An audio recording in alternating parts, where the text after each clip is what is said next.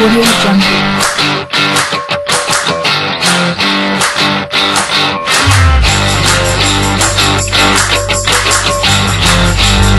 Audio Jungle.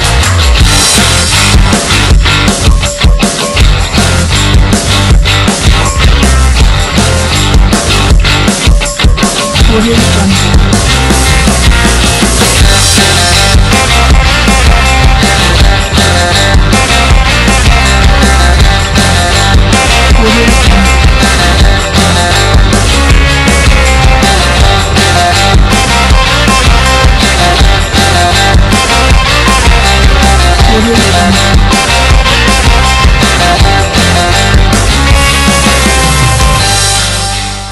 Audio Jungle.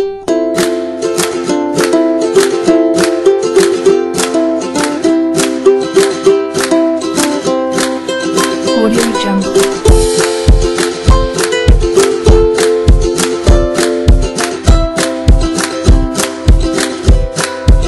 Audio Jungle.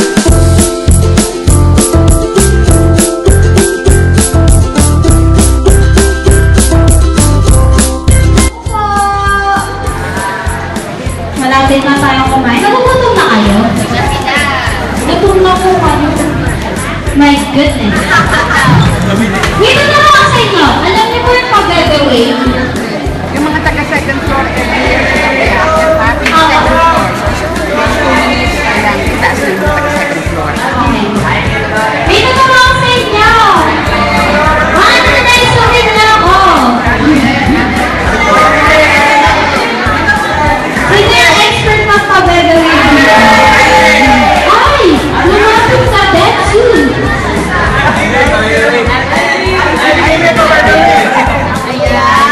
Gusto mo talaga sinusundo kayo?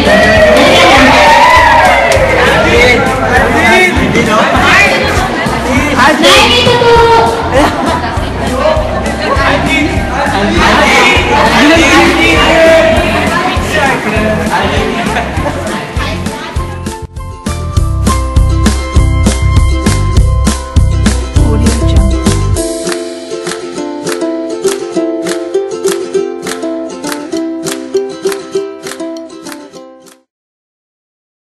Audio Jungle.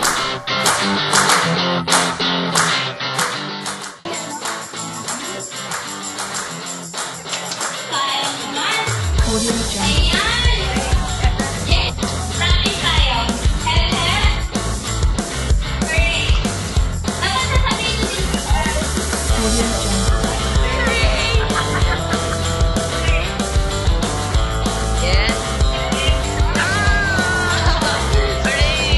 Audio Jungle.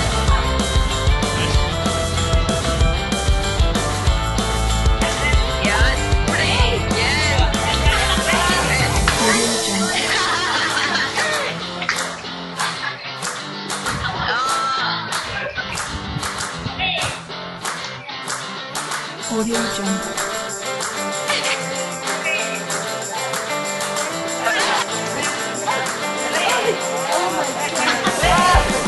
Audio Jungle.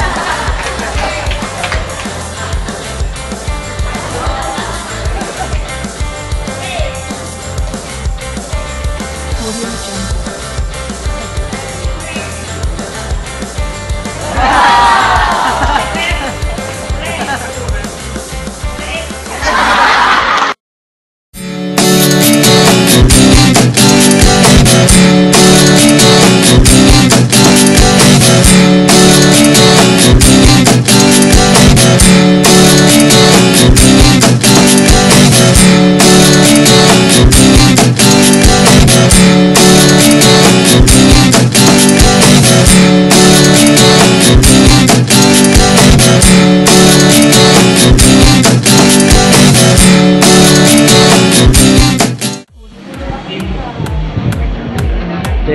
Video to video. Video. Po. Video po na video po. Video po. Video. Po. Mamaya po, papakita ko po sa inyo. Video.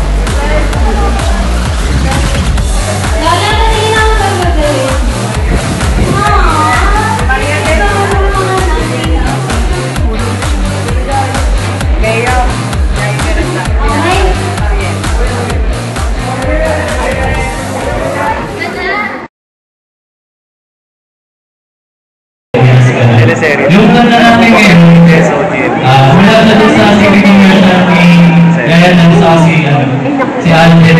Yung ikaw lang ang akin. So po mga Nay, sumabay po kayo sa amin if alam niyo po yung kanta. Hindi naman po kayo nag-away-away siya.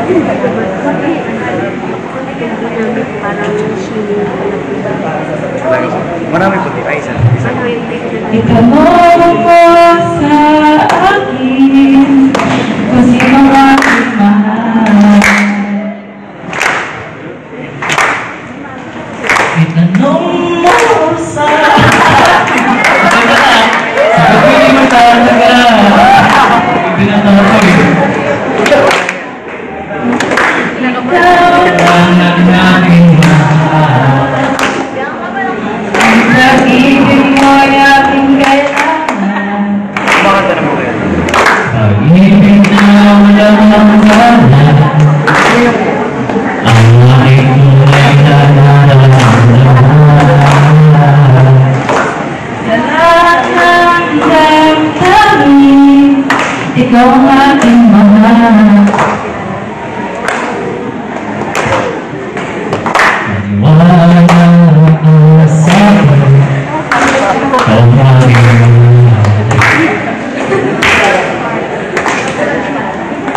Ikaw lang ang aking mahal. Pag-ibig mo ay aking kailangan. Pag-ibig na walang hangganan, ang aking tunay na nararamdaman.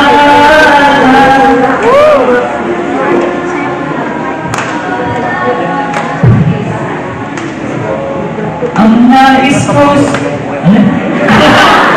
Ano lang naman? ang nais ko sana'y inyong malaman. Sa ilaga o sa timog o kanluran, kahit saan pa man ang aking sisigaw. Ikaw ang aking mahal.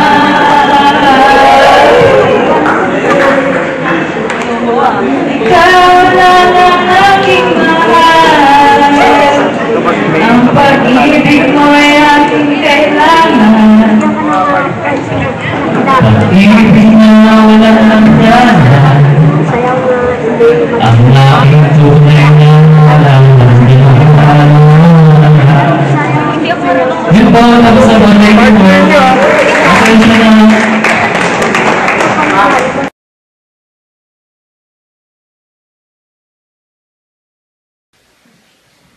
Hi sir, ito po yung reflection ko about sa community service natin last Friday. Nagpunta tayo sa Little Sisters in San Juan. May nakausap po akong babae, si Rosita Lee, 80 years old, dating nutritionist sa United States. Tapos nakapag-ipon po siya doon, tapos nakapag-decide siyang magstay na lang po dito sa Pilipinas. Na yung mga anak niya po nasa States po. About sa tutuunan ko sa pag-uusap namin, saka yung na-observe ko po doon sa lugar, ayoko kong mangyari sa magulang ko na ilalagay ko sila sa home for the aged. Gusto ko, pagtanda nila, ako pa rin mag-aalaga nila, tulad ng pag-aalaga nila sa akin. Kung magiging successful ako, sana magkaroon ako ng opportunity para makatulong sa mga matatandang tulad nila. Ayun po. Salamat. Hi. Hi sir, ako po si Roxanne Morales. Kanina pong umaga, dami po namin ginawang activity para sa ating mga nay at sa tita. First of all po, nung pumunta kami dito, pagtingin ko, akala ko marami silang matatanda. Pero nung pumasok ako, konti lang po pala sila. Nung pumasok po ako, parang nakakalungkot kasi parang, ayun, may lola din ako, tapos parang lola ko nasa province, tapos nandito ako sa Manila. Tapos yun po, parang namimiss ko lang yung lola ko. Tapos, yung mga lola po natin dito, sobrang bagla. Tapos yun po, parang namimiss ko lang yung lola ko. Tapos, yung mga lola po natin dito, sobrang babait nila, sobrang makausap sila, parang gusto talaga nila na may makakausap. Kaya yung pagpunta po namin dito is parang worth it naman po kasi sobrang ganda po, tahimik, saka po ang babait nila, entertaining po sila. Tapos kumanta po, ang participation ko is kumanta po ako with JB Chua. Tapos po, kahit po sintonado kami, ayun, pumalakpak pa rin po sila. Kaya yun po, overall po, sobrang nasayahan po ako. Saka gusto ko pa pong bumalik dito para bisitahin po sila ulit. If ever na magkakaroon ulit po kami ng ano dito, pupunta po talaga ako. Kasi sobrang bait po nilang lahat. Hi sir, una po sa lahat, gusto ko pong magpa-thank you sa pagbibigay sa amin ng pagkakataon na makapag-community service po sa mga elderly. Malapit po kasi talaga ako sa matatanda. Siguro po kasi hindi ko po na abutan yung grandparents ko po sa mother side ko. Tapos dahil po separated po yung mother and father ko, hindi ko rin po madalas makasama yung grandparents ko sa father side. Yung una po ang pagdating po namin sa journey, natuwa po talaga ako ng gusto lang nakita ko po na nakangiti yung mga lola.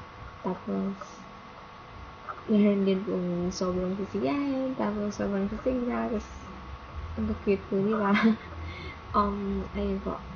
Alam ko po hindi naman po ganun kaganda yung programa na ihanda namin. Pero, nakakataba po talaga ng puso na isipin na sobrang na-appreciate nila yung pagbisita namin sa kanila. Kung pwede lang po sana, at kung malapit lang po sana yung journey sa bahay, siguro po, madalas po ako mag-volunteer na bumisita sa kanila. Actually po, malapit po kami sa simbahan. So, sumasali po kami sa mga outreach programs. Tapos, talaga po nakaka-overwhelm po siya. Ayun po. Maganda po sa journey. Tapos, sigurado pong naaalagaan ng gusto yung mga lola doon. Pero sabi po ng ilang matatanda na kapag po wala naman silang bisita, wala rin po silang ginagawa. Isa pa po, yung hanggang sa journey is yung chapel nila. Tapos, nakakatuwa po na isipin na meron silang prayer time sa hapon po. Mainam po yun na nakakapagsama-sama sila sa pananalangin. So, ayun po. Sigurado pong susubukan ko pong akayan sila mama na makapag-volunteer din po yung family namin sa church. At saka po sa iba pong competition. Ayun po. Salamat po ulit. Kinausap namin yung mga matatanda, kinilala po namin sila. Nalaman po namin yung buhay nila dito sa Home for the Aged. May mga ilan na wala na talagang pamilya, kagaya ni Nanay Lolita na nakausap ko kanina. So ngayon, ang oras ngayon 1:19, nagpapahinga pa lahat, students, yung prof namin, kami. So we've decided to take a video as a reflection. Mamaya may gagawin pa kami. Hopefully, maging okay siya. Tapos, ang pinaka ko dito sa experience na to, minsan talaga kailangan mo mag-unwind. Kailangan mo na isipin rin yung mga kalagayan ng matatanda. Kung ano yung buhay nila. Kung naglalaro din sa isip mo yung bigla papasok sa isip mo na hello, good evening. Ako nga pala si Rogelio Alcantara Jr., FT4As under Sir Encinas. Ngayon po gagawa po ng video about reflection about sa visit namin sa noong October 8 kay sa Home for the sa St. Journey Homes. First of all, pagpunta ko doon sa lugar ay sobrang hirap dahil ako lang po mag-isa. Actually, I waited for my group mates to arrive. I arrived at exactly 9, and yung the rest mga 10. So, late kami. So, we have to write a letter for sir to first, although mahirap yung pagpunta, masaya naman kasi nakita namin yung matatanda, yung nakausap din namin, especially si Ma'am Maureen. Nakwentuhan ko din na ayun, si Ma'am Maureen may apo siya na sa letteran din nag-graduate, nag-aaral, gano'n.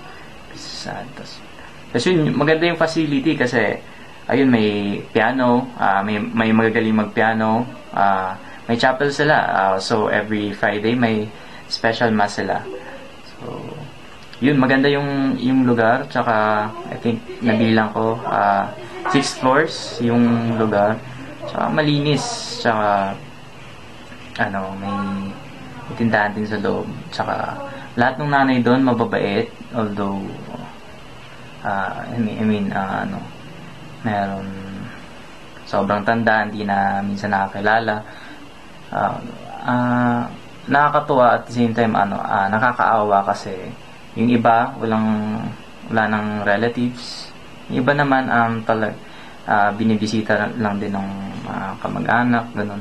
Pero kahit ganun man daw, sabi ni Ma'am Maureen, nalulungkot pa rin daw siya kasi nagtatampo sa kanyang mga apo, kasi parang ganun, bihira siya bisitahin, ganun lang.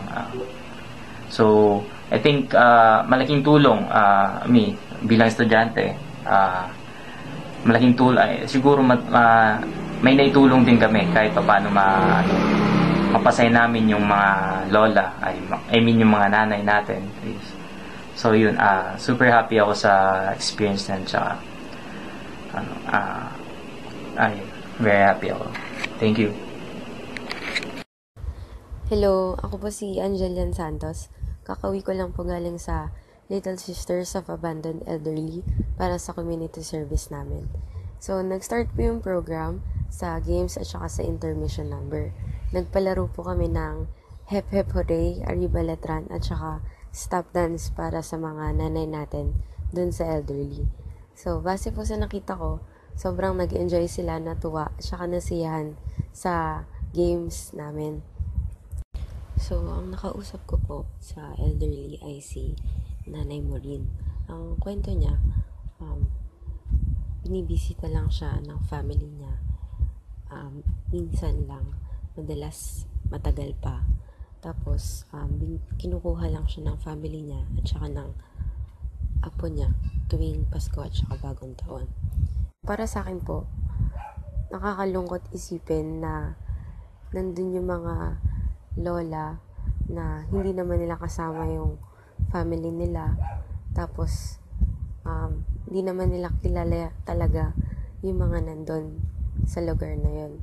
So, para sa akin po, nakakalungkot isipin na iniwan ng mga anak nila, ng mga apo nila dun sa elderly.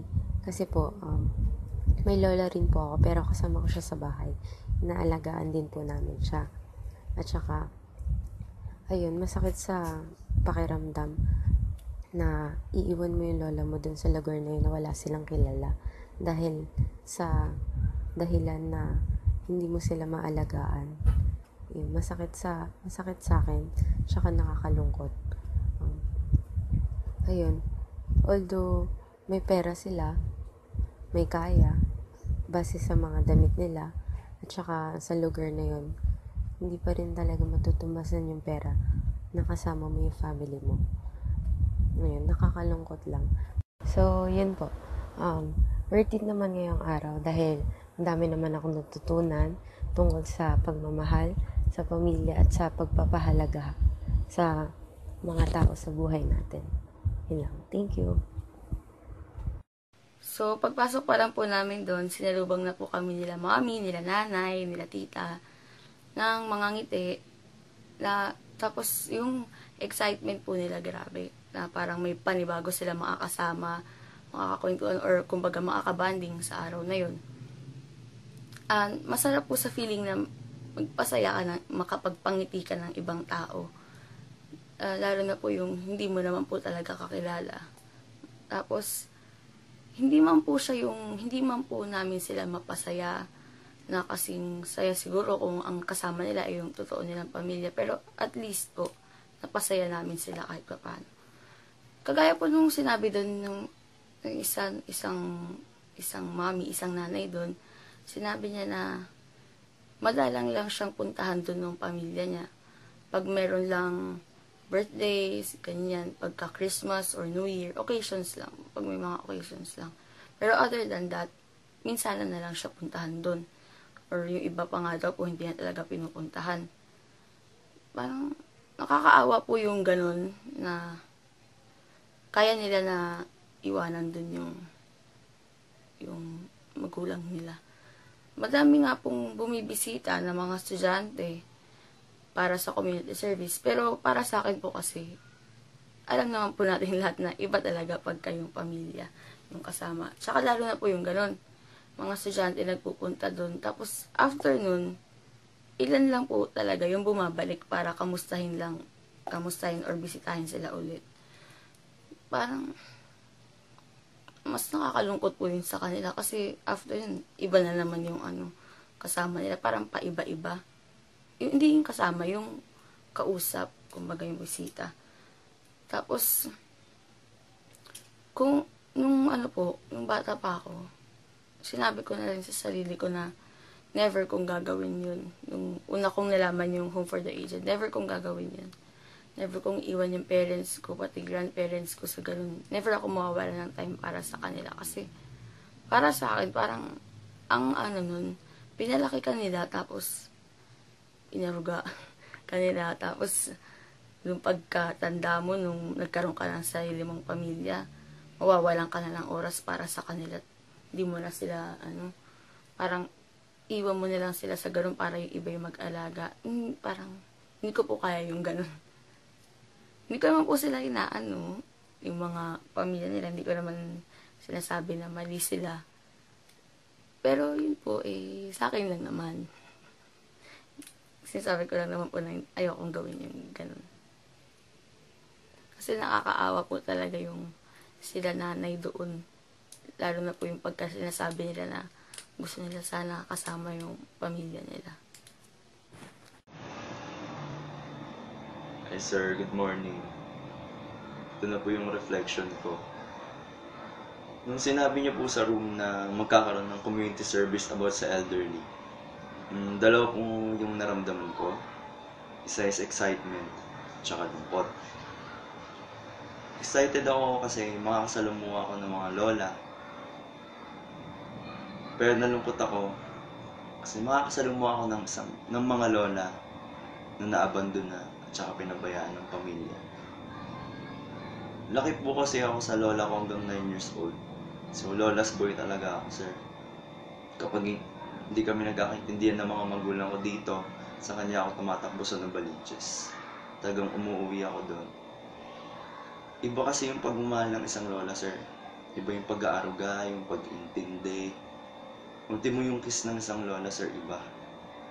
Hindi mo siya ma-explain kung bakit Pero talagang iba, sir. Nung pumunta na po kami dun sa San Juan, nagulat ako, sir, sa lugar kasi hindi yun yung inaasahan kong lugar na tinitira ng mga lola dun. Kasi nung pumunta kami dati sa Home for the Aged, magulo. Pero dun sa San Juan, as in parang tirahan na nila. And ayon na rin dun sa mga lolang natanong namin, si Lola Moring, talagang naaalagaan sila doon, napapakain ng maayos. At saka, maroon silang tulugan ng maayos. Pero syempre at the same time, malungkot pa din kasi iba pa rin yung parang mawawala ka sa mundo na kasama mo yung pamilya mo. Pero okay na rin kasi kahit pa paano may umaaruga sa kanilang mga sisters. Tapos, sabi ko talaga sa sarili ko, sir, kapag tapad ko na yung mga pangarap ko, tutulong talaga ako sa isang organization na nag-aaruga sa mga lola. Di ko siya pinapangako pero magpupursige ako, sir, para matupad ko yung isa sa mga pangarap kong yun. Para mabahagi rin sa mga lola yung pagmamahal na binahagi sa akin ng lola. Yun lang, sir. October na nagpunta kami sa mga elder sa salon. Hindi ko alam paano ko sila i-approach kasi hindi naman ako ganun kapoy sa mga lolo at lolo ko. Lalo na wala akong lolo both sides. Nakausap ko si nanay mo din. Masayahin kasi tas ang kalog kaya nakuha niya atensyon ko. May kaya pamilya ni nanay. Sa Letranas mapuwang-graduate mga apo niya. Pero gusto ko itanong bakit siya pumayag na iiwan sa Little Sisters. Pero hindi na kasi baka ma-misunderstood ng nanay. Pero sabi niya busy at walang nag-aalaga sa kanya. Kaya nasa Little Sister siya. Kinukuha lang siya kapag Pasko kaya may okasyon sa kanila. Nalungkot ako para kay nanay kasi kahit may kaya sila, iba pa rin yung lagi mo kasama yung pamilya mo. Yung masasayang oras na kasama mo pero wala nga daw, busy kasi. Natanong ko sa sarili ko, namimiss kaya siya ng mga pamilya niya. Sumakituloy sa isip yung lola ko. Mag-isa lang siya, bihira pa kami umuwi sa Tarlac. Kahit nandun pa yung mga tito ko, iba pa rin yung kami mismo mag-aalaga sa kanya. Lalo na ngayon matanda na siya. Malay na, kinukunin siya. Hindi pa sapat yung araw at oras namin para sa kanya. Dahil dito, lalo ko tuloy na miss lola ko na dapat talaga pahalagahan natin sila. Sabi nga ng mga nakakatanda, papunta ka pa lang, pabalik na ako. Hindi dapat natin baliwalain yung mga oras na kasama natin sila. Malay mo, bukas wala na pala. Nawalan na ako ng isang lola, yung mami ng daddy ko. Siyempre hindi siya magandang experience. So, thankful ako na hindi siya dinala sa home for the aged ng family ko at inalagaan namin siya hanggang sa mamatay siya. Sana yung mga kamukha ni ng lola, alagaan nila lang silang family nila. Siyempre iba pa rin yung care galing sa family. At ako, pagtanda ko, ayokong dalhin sa home for the aged yung family ko. Ay, yung parents ko. At ako, sana, hopefully, hindi rin ako dalhin sa home for the aged yung future kids ko. Dito sa community service na to, nag-open yung mind ko. Na-appreciate dapat natin yung family natin. Kasi sa lahat ng bagay na pagdadaanan natin, yung family natin, yung laging nasa tabi natin, no matter what.